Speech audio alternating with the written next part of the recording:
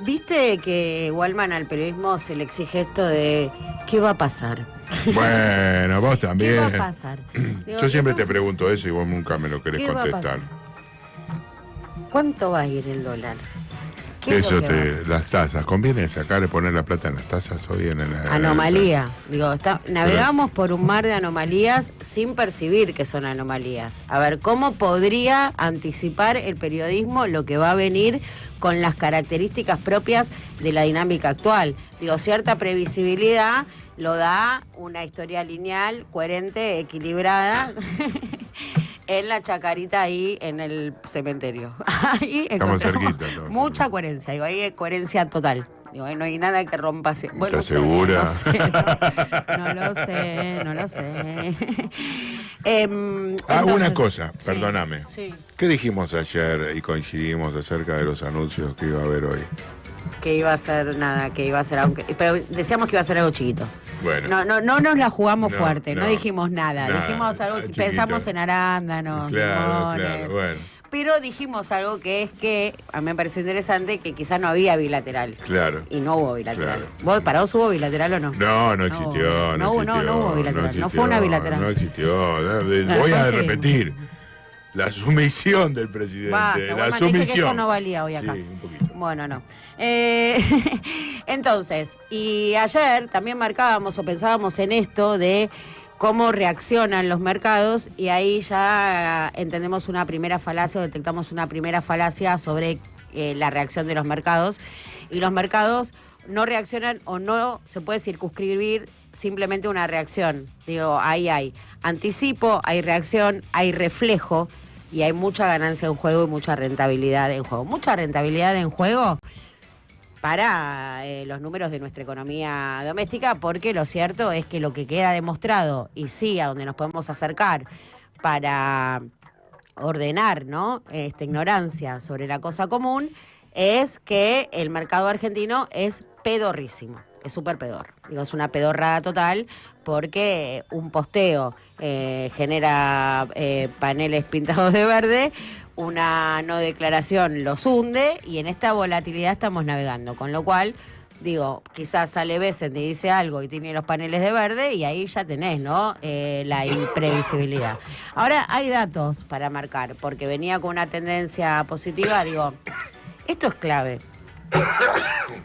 El mercado se ordenó el jueves, que venía con una presión dolarizadora muy fuerte, entendiendo que, ¿por qué viene con una presión dolarizadora? Que hay que devaluar, que hay que corregir el tipo de cambio, que eso está descontado por el mercado. Entonces cada vez más, digo, todos los excedentes van al dólar, porque el dólar va a subir y vas a ver, no estás comprando barato, compra campeón si pensás que está barato. Interviene el Tesoro y no hay, nadie quiere, nadie. No sé, como, entonces no hay que devaluar. Interviene, las cifras, no hay una cifra oficial, ¿no? Pero primero se hablaba de 100, 200 millones. Las cifras que circulan ahora sobre la intervención del jueves del Tesoro, más vergüenza todavía. 25 millones de dólares. Eso dicen entre 14, hay algunos que dicen 14, pues esto es lo declarado en uno de los documentos que tiene que presentar el Tesoro. Pero no es el único, entonces puede haber otros. Mirá. Claro, pero en ese dice 14, entonces otros cuentan algunos más y te da 24. Whatever, no importa. Digo, si con 20 millones de dólares vos fijás el tipo de cambio, bueno, ¿cuántos somos acá? ¿Cuántos estamos en ¿Cuántos dólares 700 tenemos? ¿Cuántos millones? Somos 700 personas, 600, 400, 300, 200 personas, cada una trae un amigo. Vendemos hasta el departamento de las abuelas, la quinta que te compraste con la indemnización. Entre Barra y Amato, ¿cuánto juntamos? ¿Cuánto nos acercamos? Bueno, nada, fijamos el tipo de cambio, yo te hago el diseño, atentamos contra los activos, nos vamos pum para arriba. Es eso. Con mínimo, no hay que ser muy ducho, sí, por supuesto, para mí 14 millones de dólares es una torta de hit inalcanzable. Estamos hablando de cómo se fija el tipo de cambio, cómo se pincha una presión dolarizadora, que por supuesto duró lo que el gas en la canasta, ¿no? Ahora, cuando dicen que el mercado es muy chiquito, por ejemplo, cuando hacían referencia a lo que efectivamente se mueve en el blue y que con muy poca plata lo modificas. Sí. ¿Esto es similar? Es así. No solo el blue, los activos de las empresas argentinas. ¿Cuál es la profundidad de ese mercado? Para pensar que Por ejemplo, el CEO de Tecpetrol, Ricardo Marcus, que Tecpetrol es el brazo petrolero de Techín, que se sentó sobre la roca más fructífera, gasífera de la cuenca neuquina, que es Fortín de Piedra, o casualidad dio con la roca. Así, tipo, dijo esa. No es que la estaba estudiando hace un montón. Esa es la que tira gas a lo loco, es el principal productor, creo que está compitiendo ahí con Pampa, pero es uno de los jugadores más importantes del gas argentino.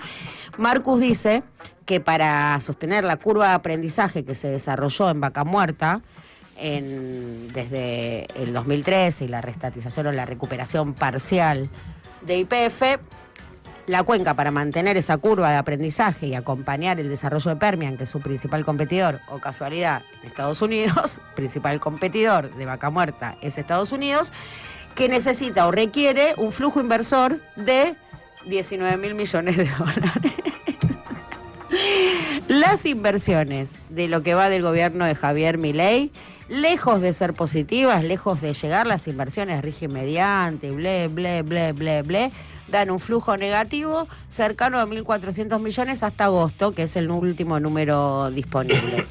Es una caída de 935 millones en el 2024, a lo que se suman 2 picos fuertes de caída este año, justamente cuando, previo al salvataje del Fondo Monetario Internacional, la salida impresionante de la inversión extranjera directa, y lo vimos, ¿no?, en el remate de empresas. Con lo cual, también esto es un rasgo distintivo que quizás se menciona, está en el debate, pero no se le da la importancia, la relevancia que tiene que tener, que contrariamente a lo que se vio en otros procesos de valorización financiera y extranjerización de la economía, cuando comparamos con Martínez de Oz, que son nuestras bases comparables, claramente es un modelo de valorización financiera, o con el menemato, es que en este fenómeno anómalo, o ya no, o de cambio de paradigma, sea el proceso inverso. Hay una nacionalización de las empresas importantes y se van las extranjeras. De hecho, como bien consignás vos hoy en tus redes sociales, Fabián Wallman, está ya abierta o puesta al lado colgado el cartel de venta. No el cartel de venta porque son las concesiones de las represas del Comahue que se vencieron en el 2023, se fueron prorrogando, primero las prorrogó Sergio Massa y también la prorrogó este gobierno. Ahí esa operación pasa después de las elecciones porque queda la letra chica con los gobernadores y eso afecta de alguna manera el marco electoral. Claro. Digo, hay que ver ahí la letra chica, no se conoce qué se acordó con los gobernadores. ¿Por qué? Porque como las represas estas se construyeron previo a la Constitución del 94, los recursos hídricos todavía no eran de las provincias. Claro, entonces ahí hay una negociación por las regalías, el uso del agua, bla. Esas represas, las 3 más importantes, las controlan AES, que es una multinacional, Enel, que es la italiana, la que controla Edesur también, y la tercera, siempre me olvido, en la tercera no me acuerdo, pero quienes están interesados o quien esté interesado en quedarse con 2 más, porque Central Puerto tiene una, es Central Puerto. La empresa que está vinculada a Nicky Caputo está disputando quedarse con 2 de estas represas que hay que decir aportan el 15% de la demanda energética a nivel nacional, no es joda. Bueno, ahí va a haber una discusión de tarifas, las tarifas convalidadas son muy bajas, eso te presiona a la baja el precio del monómico. ¿El precio de qué? Ahí voy, el costo de la energía, entran todas las energías, la energía que se genera entra acá a mesa. Vos tenés distintos costos por distinta energía. La energía renovable fotovoltaica y eólica es carísima. De hecho, hoy hubo un llamado de licitación, una aceptación. Es la que se amplía permanentemente. La eólica, claro. Porque la venden carísima. Mira, un mega de eólica está a 150 y un mega de salto grande 20, 13. Sí. O la nuclear, energías que son más baratas, sobre todo allí donde el Estado tiene injerencia, para determinar rentabilidades, ¿no? Bueno, eso garantiza, es muy interesante porque el viceministro coordinador del área de energía, Daniel González, que ayer estuvo exponiendo en la comisión de la Cámara de Diputados, confesó a viva voz que va en camino hacia la desregulación del mercado eléctrico, esto de que el Estado se corra de todos lados, y le preguntan si eso va a bajar el costo y dice no, que lo va a subir. Bueno, pero entonces, la eficiencia de ganar el privado. Entonces vos ahí tenés energía barata, digo, y además, bueno, hay que ver las condiciones del negocio, pero fíjate vos cómo, digo, de concretarse el avance del Central Port, una empresa asociada a capitales locales, siempre hay que tener mucho cuidado cuando uno habla de capitales locales, porque abrís el paquete accionario y siempre te salta un BlackRock ahí metido, ¿no? Y también el nivel de endeudamiento que tienen estas empresas que están agarraditas de bancos internacionales, y que muchas veces juegan muy al fleje porque con el Estado, sobre todo ahí, apropiándose o chupándole los recursos bien parasitarios, porque están protegidos por el CIADI, tienen la protección de los tribunales internacionales. Eso en el marco de esto de este proceso que estamos viendo inverso o que se despega de las experiencias anteriores de nacionalización. Por el contrario, una extranjerización, que eso es positivo para la balanza de la Argentina y de la economía argentina, porque la presión que ejercen dividendos, igual esto no quita que le reste presión, porque esos dividendos también quieren ser dolarizados, los dividendos quieren ser dolarizados, pero en los hechos, digo, eso sí es un dato, la nacionalización de... Pero volvemos a la profundidad de este mercado y por qué marcaba estos 19.000 millones de dólares que pone sobre la mesa Marcus, porque la profundidad del mercado argentino, digo, las empresas consiguen 2.500 millones de dólares en 7 años.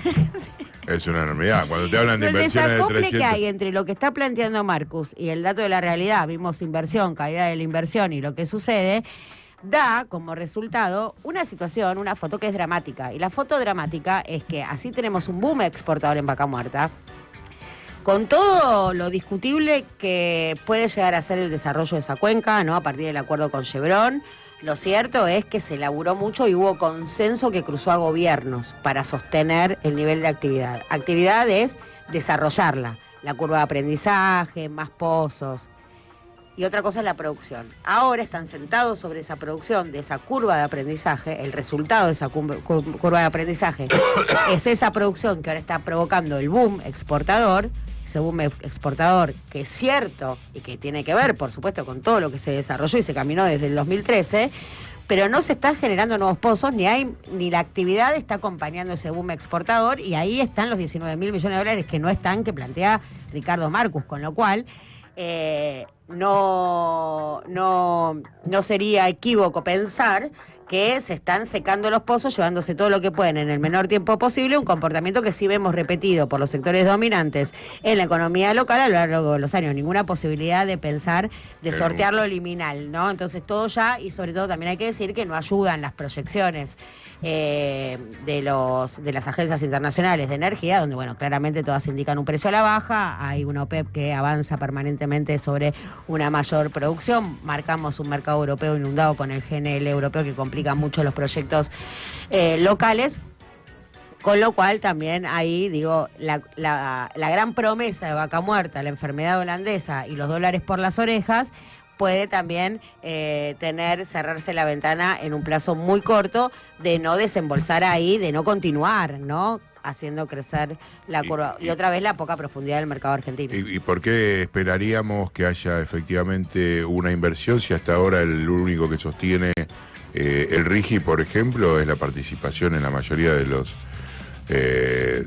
las empresas de YPF? Exactamente, y eso es un dato también muy relevante.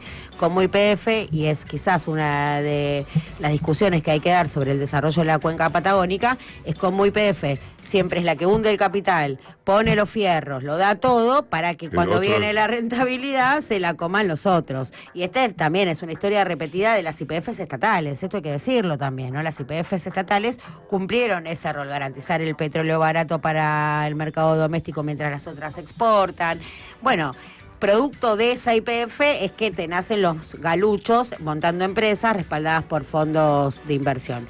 Y acá aparece otro dato que hay que tener en cuenta y que también explica los comportamientos y la dinámica de este pedorrísimo mercado local, que es cómo Occidente, y esto también hace a la foto con Trump o a la relación con Estados Unidos, después del proceso de deslocalización que se vivió desde comienzo de siglo, donde las potencias trasladan sus fábricas y las manos de obra a países donde es más barato y las condiciones son paupérrimas, y se queda con él la innovación y desarrollo, ¿no? Somos los ingenieros del mundo y ustedes laburen.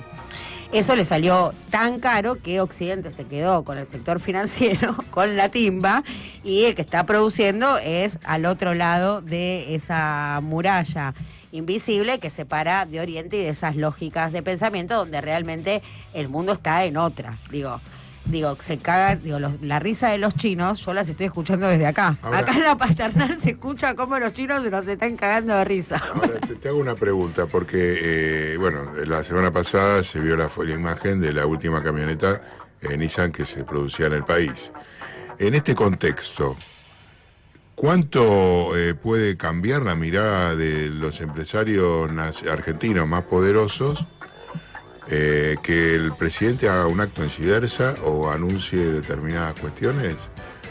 Efectivamente, si no hay un cambio más rígido y más notorio en la economía. ¿Cómo puede sostener ese apoyo? ¿Hay alguna posibilidad efectiva? O si el miedo es mucho más, que lo conocemos, al peronismo le va a seguir sosteniendo la mano a un presidente que va en contra de los intereses de todo tipo, o quizá esos intereses pueden cambiar por la importación y solucionarse de otra manera.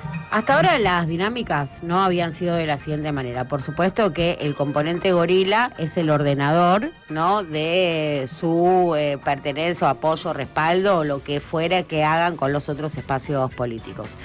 El gobierno de Javier Milei no es el que mejor los refleja o el que mejor los representa, es el que le ganó en las urnas a la opción que no va, no corre bajo ningún punto de vista. En esa relación, una relación que, como bien marcás vos, de mucho maltrato, de hecho la Unión Industrial Argentina está que cruje, lo propio de la sociedad rural, con muchas dudas sobre cómo va a avanzar esta cuestión de las retenciones en una relación con Estados Unidos que te exige que le restes competitividad a tu campo. Esto es así, salió Idígoras ayer. Sí. En este marco, ¿no?, de factores de poder que se ven muy afectados por las políticas del gobierno, no es casual que el sector de la metalmecánica esté activando charlas o conversaciones con periodistas que tienen una pertenencia, por ejemplo, al kirchnerismo. Están llamando, cortaba Martín Polera, el director del Grupo Atenas, un economista de la corriente popular, él está presentando el proyecto Plan Q con un montón de cuadros técnicos de todas las tribus del peronismo, el Plan Q, adivina por qué, Plan Quinquenal, es un homenaje. Él contaba que había mucha avidez por parte de ciertos empresarios nacionales por escuchar, cediendo esto de, está bien, son peronistas, pero a ver qué tienen. Hay un poco de eso, sobre todo en estos empresarios más fabriles, si se quieren, ¿no?, que se agota, y después negociaciones que van por otro lado, ¿no? Una cosa es la negociación que lleva el sector petrolero, que está muy ligado a Paolo Roca, lo que consiguió Paolo Roca respecto al acero y al aluminio, esa quita de derechos de exportación, que por supuesto lo pone en un mejor lugar frente a los aranceles que le clavó Estados Unidos, y negociaciones, cabezas que tienen capacidad de llegar a bilaterales y solucionar sus temas. Pero te decía cómo se había manejado esa dinámica, y es interesante retomar ese punto, porque esas demandas sectoriales se canalizaban en las cámaras y había como un cierto disciplinamiento que las cámaras iban e interlocutaban y eran el canal de diálogo legitimado, o el canal de diálogo había que interlocutar vía la cámara. Se empieza a resquebrajar y empiezan a agotarse las paciencias justamente de sectores que están sumamente golpeados, y entendiendo que cada vez es más claro el proyecto de Javier Milei de llevar el país a un perfil de modelo de servicios y financiero, como está sucediendo con el resto de Occidente. Y si el espejo es Occidente, profundizaremos por ahí, pero ¿con qué? Con unos cimientos sumamente pedorros, que son las señales y los indicios y lo que podemos interpretar del comportamiento del mercado local.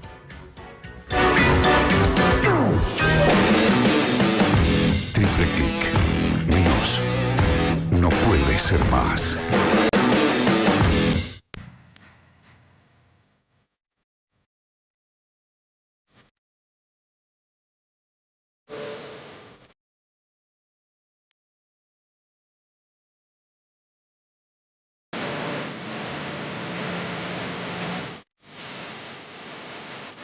Entonces, a emitir.